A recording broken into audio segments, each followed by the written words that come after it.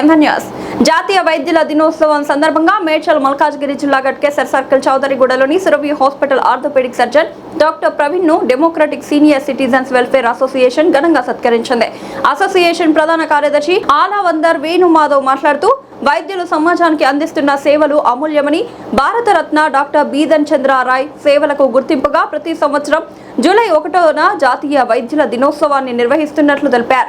ప్రజలకు నాణ్యమైన వైద్య సేవలు అందిస్తున్న డాక్టర్ ప్రవీణ్ సేవలను కొనియాడుతూ భవిష్యత్తులో కూడా ఆయన సేవలు కొనసాగాలని ఆకాంక్షించారు.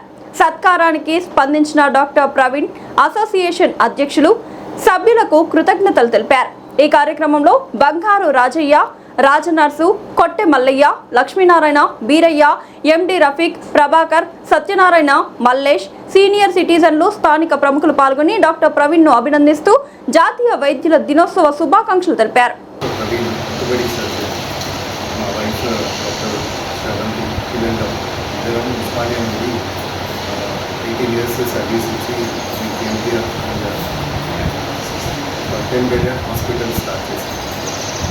ఇక్కడ ఎక్స్క్లూజివ్లీ ఆర్థోపెడిక్ పీడియాట్రిక్కి అందరికీ మంచి సేవలు అందించడానికి వచ్చాను. నేను 18 years నుండి ఈ సర్వీస్లో ఉన్నాను. ఇప్పట్లో 50 years 60 years అక్కడ ఉన్నాను. దీనికి ఇక్కడ కొత్తగా స్టార్ట్ చేశాను. సో ఉస్మానియాలో సర్వీసెస్ 18 years నుండి అసిస్టెంట్ ప్రొఫెసర్గా, అసోసియేట్ ప్రొఫెసర్గా ఇద్దరం మా వైఫ్ నిలోఫర్లో పనిచేస్తాం. కోవిడ్ టైంలో కూడా నేను ఒక్కరోజు కూడా సెలవు తీసుకోకుండా పనిచేస్తాను. సార్ చెప్పినట్టు నిజం అది కాదు. ఎందుకంటే కొందరికి తెలుసో తెలియదో మాకు తెలియదు. ఫస్ట్ వ్యాక్సిన్ తీసుకునేటప్పుడు కూడా కోవిడ్ టైంలో అందరూ కోవిడ్ వేసుకోవడానికి వ్యాక్సిన్ వేసుకుంటే అది అయితే భయపడితే ఫస్ట్ అందరికీ ధైర్యం చెప్పడానికి ఆ ఫస్ట్ బ్యాచ్లో నేనే ఉన్నాను. ఎందుకంటే ఆ ఫస్ట్ 100 మెంబర్స్ని సెలెక్ట్ చేసినారు. దాంట్లో అందరూ డాక్టర్స్, కొందరు డాక్టర్స్ కూడా భయపడ్డారు. ఎందుకంటే మనం తీసుకొని టెలికాస్ట్ చేస్తేనే వేరే వాళ్ళు వ్యాక్సిన్ తీసుకుంటారంటే అందులో ఫస్ట్ బ్యాచ్ మమ్మల్ని తీసుకున్నారు. ఉస్మానియా నుండి వ్యాక్సినేషన్ స్టార్ట్ అయింది, కోవిడ్ వ్యాక్సినేషన్. సో అది తీసుకున్నాక అది ప్రొజెక్ట్ చేసినాక అందరూ వెళ్ళి వ్యాక్సిన్ తీసుకోవడం స్టార్ట్ చేశారు. సో ఆ పీరియడ్ మొత్తంలో ఓన్లీ ఉస్మానియా గాంధీలోనే ఆపరేషన్స్ అయినాయి. మిగతా చోట్ల హాస్పిటల్లో కోవిడ్ పేషెంట్స్ని తీసుకోవడం చేస్తాను కానీ ఆపరేషన్స్ ఆపేసినారు. సో ఉస్మానియా గాంధీలో 2 చోట్లనే సిటీ మొత్తంలో హాస్పిటల్ ఆపరేషన్స్ ఒక్కరోజు కూడా ఆపకుండా చేసినాం. మేము మాకు కంప్లీట్ మాస్క్ పెట్టుకొని అట్లా చేసినా కూడా మాకు మేము 3 times ఎఫెక్ట్ అయినాం కోవిడ్తో. సో ఇంట్లో వెళ్ళి మేము సపరేట్గా మళ్ళీ పైన రూమ్లో ఉండేవాళ్ళం. ఎందుకంటే పిల్లలకి వస్తుంది, మా మదర్కి వస్తుంది, మా ఫాదర్కి వస్తుందని అట్లనే ఐసోలేషన్లో ఉండేవాళ్ళం. ఇవన్నీ కొన్ని బాధలు భరించినాం కానీ వీ హ్యావ్ సక్సీడెడ్. సో మేము సర్వీస్ చేసాము, కంటిన్యూ చేస్తాము, అందరికీ అందుబాటులో ఉంటాము. Thank you so much. మన వైద్య వృత్తి అదేవిధంగా బొగ్గుగల్లు చేసే కార్మికులు కూడా జీవితంలో జీవం పోసేది భగవంతుడైతే ఆ జీవాన్ని కొనసాగించేందుకు వాళ్ళ కష్టాన్ని శ్రమించి ఈ సమాజానికి సేవ చేసిన వైద్యులకు చాలా అభినందనీయం, గర్వనీయం.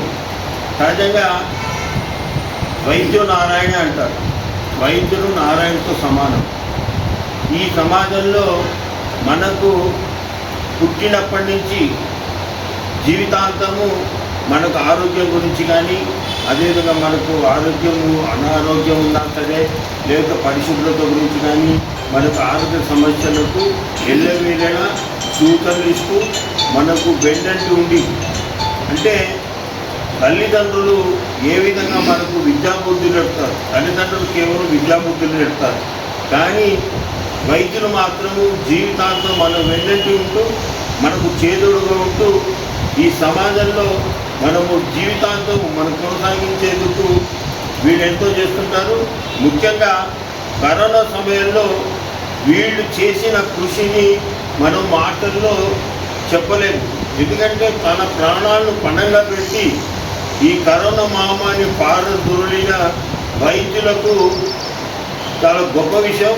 అదేవిధంగా వైద్యులతో పాటు వైద్య రంగంలో చేసే నర్సులు కానీ, ల్యాబ్ టెక్నీషియన్లు కానీ, అదేవిధంగా హౌస్ కీపర్స్ కానీ, ఎవ్రీబడి ఈ మెడికల్ ఫీల్డ్లో ఉన్న ప్రతి వ్యక్తి కరోనా మహమ్మారి నుంచి మనం ఈరోజు ఇక్కడ ఉన్నామంటే ఈ కరోనా మాను పారదోలినందుకు డాక్టర్ సేవలు ఎంత గొప్పవి.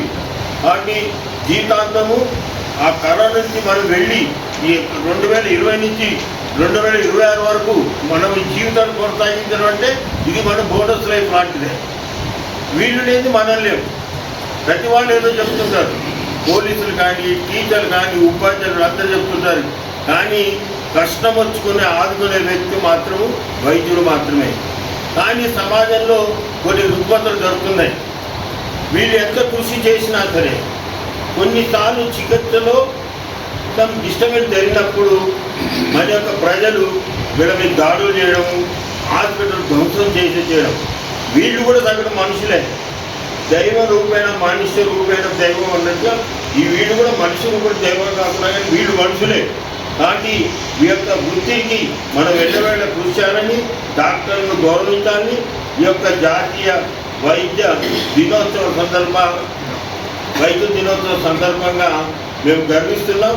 అదేవిధంగా ఈ చౌదరిగూడ ప్రాంతాల్లో ఏ హాస్పిటల్ అయినా హాస్పిటల్తో చాలా ధరలతో కూడుకునేవారు. కానీ ఈ చౌదరిగూడ కొరకొండ ప్రాంతాల్లో ఒక ప్రముఖ వైద్యులు ఆర్థో సర్జన్ లేదు. ఎవరో డాక్టర్లు ఎంబీబీఎస్ లాంటి వాళ్ళు ఉన్నారు కానీ ఒక ఆర్థో సర్జన్. ఎందుకంటే సీనియర్ అయిన తర్వాత మనకు గుండె మోకాళ్ళ నొప్పులు విపరీతంగా వస్తుంది. మన మోకాళ్ళ నొప్పులకు ట్రీట్మెంట్ తీసుకోవాలంటే ఎక్కడో పోవాలా, ఫిజియోథెరపీ లేదు.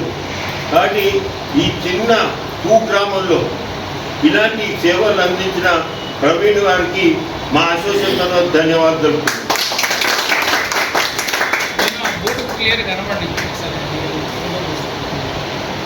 జనరల్గా ప్రతి సంవత్సరం ప్రతిరోజు ఏదో ఒక ప్రత్యేకత ఉంటుంది. కానీ డాక్టర్స్ డే ఎందుకు చేశారనేది సహజంగా ఎవరు తెలియదు. సో 1861లో పాట్నాలో బిజన్ దాస్ చంద్రరాయ్ అనే డాక్టర్, ఆయన విద్యావేత్త, రాజకీయ నాయకుడు, గాంధీయ భావాలు కలిగిన వ్యక్తి. ఆయన చేసిన తర్వాత 1948 నుంచి 1962 వరకు ఆయన ఏం చేశారంటే బెంగాల్ సీఎం ఉన్నాడు. బెంగాల్ సీఎం ఉన్నప్పుడు ఆయనకు ఈ మెడికల్ ఫీల్డ్ చాలా డెవలప్ చేశారు. విచిత్రం ఏంటంటే 1861 జూలై 1 ఆయన జన్మించడం, 1861 జూలై 1 అంటే డెత్ అండ్ బర్త్, జననం మరణం ఒకటే రోజు కావడం. కాబట్టి దీనికి ప్రత్యేకత ఉంది. కాబట్టి భారతరత్న అవార్డు కూడా ఇవ్వడం. దేశంలో అత్యున్నతం అవార్డు ఏంటంటే భారతరత్న.